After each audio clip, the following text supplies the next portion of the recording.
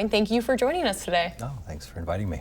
So I want to get started because for the average Madison homeowner who's watching this interview, let's start by talking about these new ordinances and what that'll mean for residents here in the city. Yeah, well, there's been a whole series of ordinances for the past year that have been rolled out. This is the third wave. Most of the ordinances are citywide. The one that we just voted on Tuesday was just for the TOD, or the Transit Oriented Development Overlay District. And that's one where I kind of push back a little bit because I have a historic district in my historic area in my district. This is the University Hill Farms National Historic District, and some of the changes there just were a little bit more than I was comfortable with, and I also receiving a lot of feedback from residents. Just wanted to make a few minor alterations. And let's talk about it, because you proposed an amendment that was unsuccessful. Yes. About helping preserve some of that historic district. Yep. So if I'm understanding correctly, that proposal wasn't recommended by the Housing Policy Commission or the Transportation Commission. Right. Did you work with them to try to get that amendment through, or is that something you would like to work with them in the future? Yeah, I'd like to. I mean, I was the one who, when this came up, I'm the one who recommended having it go to the Transportation Commission. Originally, it was just going to go to the Planning Commission, but because it's we're designing zoning around the bus rapid transit, I felt that the Transportation Commission should have a say. So I was basically setting myself up for this. Yeah, I tried to make at the time we didn't have the full amendment written, but city staff did speak to what I was trying to do. And so when it did come to the Planning Commission, I had an opportunity to speak to them and try to convince them, but I think what was missed was that, unlike the rest of the historic districts in Madison, we have a lot of local historic districts, and they have, the local historic districts also have, some of them have national recognition as well. The local historic districts have an extra layer of kind of review, and that's the Landmarks Commission. But when you have a national historic district, there is no such review.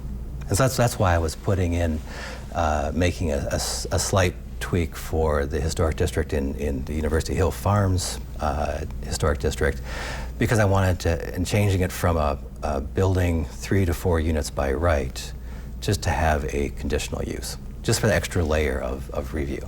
And I want to just kind of back up a second, too, to just talk about why housing is so needed in Madison. Because to even get into this topic of preserving historic areas or building new housing, we kind of have to set the basis of why this matters. So Madison obviously is a struggling housing market. Talk to me a little bit about why we're seeing all these initiatives being rolled out. Why is there an emphasis on housing here? Yeah, well, I mean, this is as somebody who's lived in this area for over half a century, this is, I know this is a very desirable place to live, and we have a major university here. We have a growing technology sector, and I think, and we have a lot of large industries here. We also have a lot of state office buildings here as well. So this is a place, this is a destination where people want to come to. Plus, we're seeing people who are want to age in place and move here in their later years. I think one reason why we're seeing such a large need for housing and a growth, I think, has a lot to do with the technology industry. The East Coast, West Coast, those are filling up. This area has always been very involved in technology, and the university trains a lot of people in technology. In the past, they would leave and go other places. I think now we're seeing with the change in technology, and the acceptance of more remote work, and I know we have branch offices here.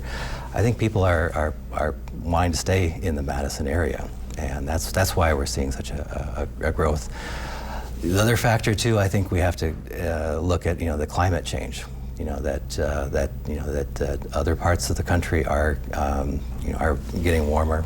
It's hard, more susceptible to flooding, fires. This is a relatively, except for a few tornadoes that come by once in a while, this is a relatively safe environment. And so I think we're seeing, again, a population that's looking, here at what was once the flyover country as a place to actually live.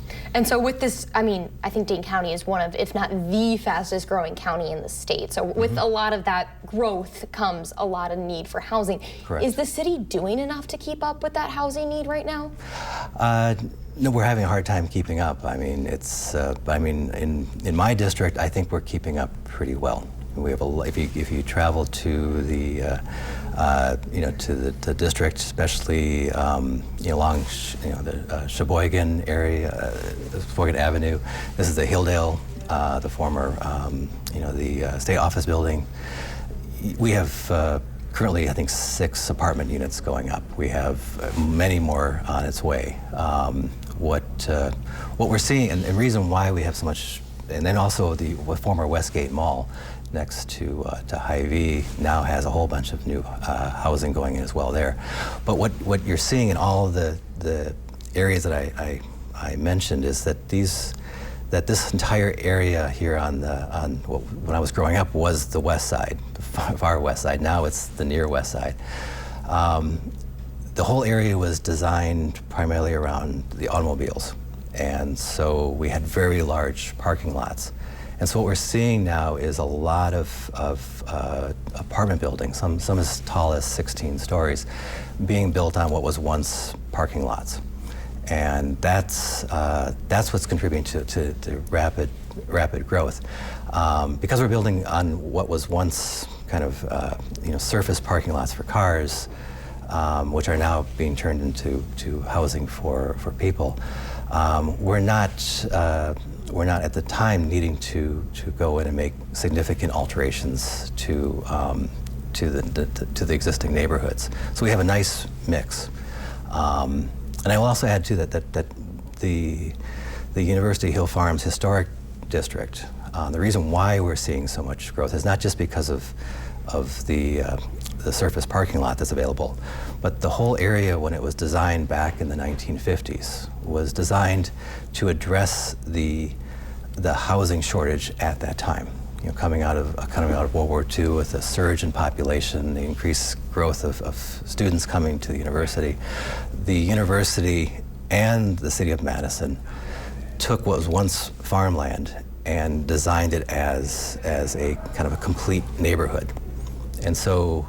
And when they were designing it as a complete neighborhood, they were taking into account not just building, housing for single family housing, but they're also designing to have duplexes, garden-style apartments, like tall apartments, as well as a shopping mall, post office, school, places of worship. It's a complete community, and it's historic because it's one of the last planned communities in the country. And I want to talk to, we have just a couple minutes here before we have to wrap up, but I wanted to ask too what you're hearing from residents. I know that was something that you had mentioned, that you were hearing concerns from residents. What were those concerns?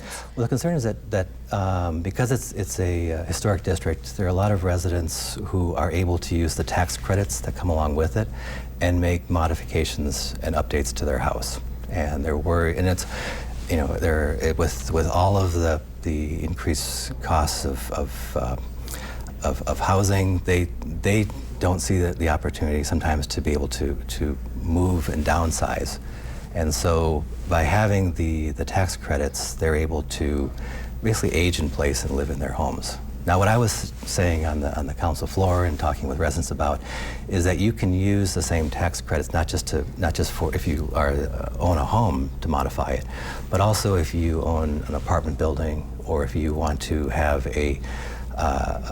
turn a house into a duplex, you can use those same tax credits to create income. And so that's what I was also trying to stress. So there's a way to keep the kind of existing housing that we have, modify it, create the missing middle. It may not be building a 4-unit, But we would still be, if we have enough residents who do make modifications to their house, or if we have, keep the existing apartment buildings, we will get more density.